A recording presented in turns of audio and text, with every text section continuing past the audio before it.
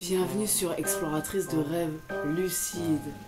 Alors aujourd'hui je te fais un petit bilan de mon séjour au Togo. Je suis partie 3 semaines au Togo et pendant ce séjour j'ai fait 5 rêves lucides. Donc c'est quand même un beau score entre guillemets. Ça fait pas tout à fait 2 par semaine, mais j'avais jamais fait autant de rêves lucides en si peu de temps. Donc j'étais super contente et tout simplement en fait dans cette vidéo je voulais te parler un petit peu de ce que j'avais fait pour faire ces rêves lucides là, et ce qui à mon sens est le plus important finalement et un peu la base. Je crois qu'en fait ce qui est essentiel quand tu veux faire des rêves lucides, c'est de croire que tu peux en faire. Souvent en fait quand on n'en a jamais fait, on découvre le domaine et on a super envie d'en faire. Forcément c'est alléchant comme territoire à découvrir, le rêve lucide. Et en fait on croit pas forcément qu'on est capable de le faire. On se dit ouais c'est peut-être pour les autres, ou on comprend pas bien ce que c'est parce que c'est super difficile d'appréhender ce que c'est le rêve lucide. Donc du coup il peut y avoir une part de soi ou même plusieurs parts de soi qui n'y croient pas vraiment, qui se sentent pas capables de faire des rêves lucides ou de devenir lucide en rêve. Et du coup je crois que le premier truc à faire, c'est vraiment convaincre cette part là en soi qui n'y croit pas vraiment que si c'est possible. Alors forcément ça facilite si tu as déjà fait des rêves lucides, parce que si tu en as déjà fait, tu sais que c'est possible. Mais même comme ça, ce qui se passe quand tu fais un rêve lucide, c'est que souvent, avec le temps, les semaines, les mois qui passent, surtout si tu n'en fais pas régulièrement, tu peux commencer à douter de ce que tu as vécu. Et tu peux commencer à te dire, ah ouais mais ça se trouve ce que j'ai vécu en fait c'était qu'un rêve, oui c'est vrai, je me souviens quand je me suis réveillée, je sentais ça, blabla. Mais tu peux commencer à douter de toi-même et finalement retomber dans ce truc là de pas croire suffisamment en toi pour en faire. Donc en fait c'est hyper important de parvenir à se persuader que oui c'est possible, que oui tu peux en faire régulièrement, que oui tu peux même en faire toutes les nuits. Il y a des gens qui arrivent à rêver lucide toutes les nuits. Si ces personnes là y arrivent, pourquoi tout le monde n'y arriverait pas? Ça demande simplement, je pense, de switcher un truc en soi, une croyance en soi que c'est possible, tout simplement.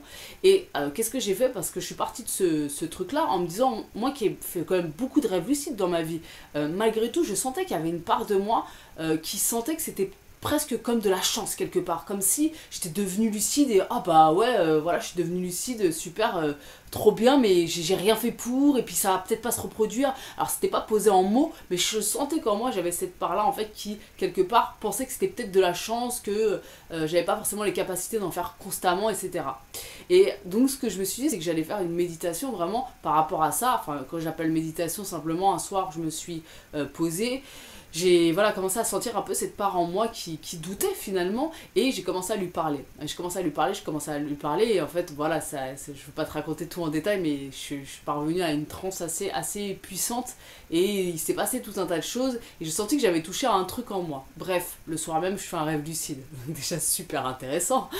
Le soir même je fais un rêve lucide.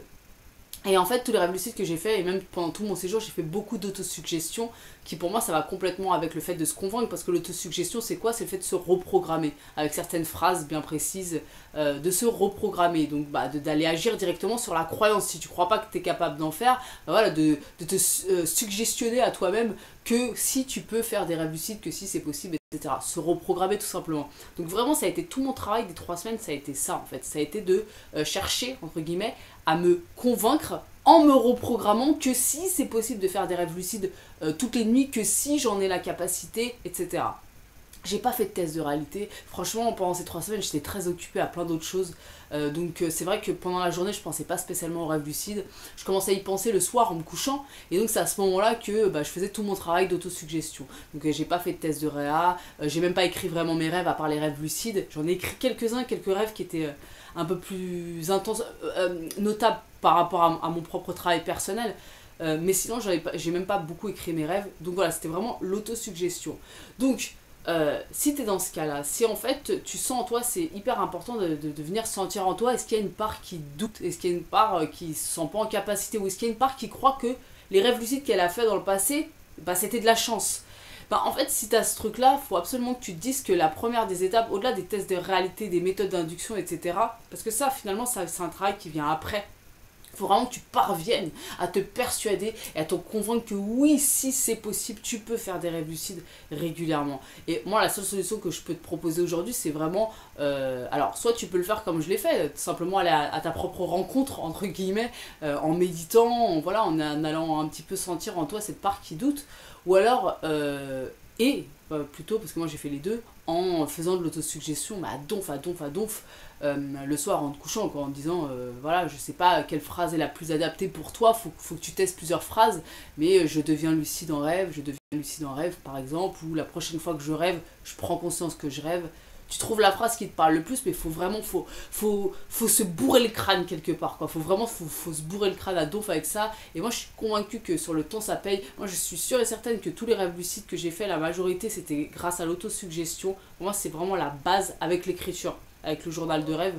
Donc voilà, quoi qu'il en soit, 5 rêves lucides en 3 semaines, donc j'étais méga contente. Dans ces 5 rêves lucides là, il y en a 2, il me semble, qui étaient en sommeil lent. Genre, je t'en reparlerai. Il y en a un que j'ai déjà raconté. Je vais pas tous les raconter parce qu'il y en a qui sont quand même super intimes par rapport à mon travail personnel en fait. Mais c'était. Putain, c'était des rêves lucides qui étaient hyper impactants, quoi. Alors, j'en ai qu'un qui a duré que quelques secondes, sinon les 4 autres, c'était quand même des trucs assez fat. Et j'en raconterai quand même certainement parce que j'ai tiré plein de conclusions de ces rêves lucides et j'ai compris surtout pas mal de choses par rapport au sommeil lent et au sommeil paradoxal. On a déjà parlé, on en reparlera.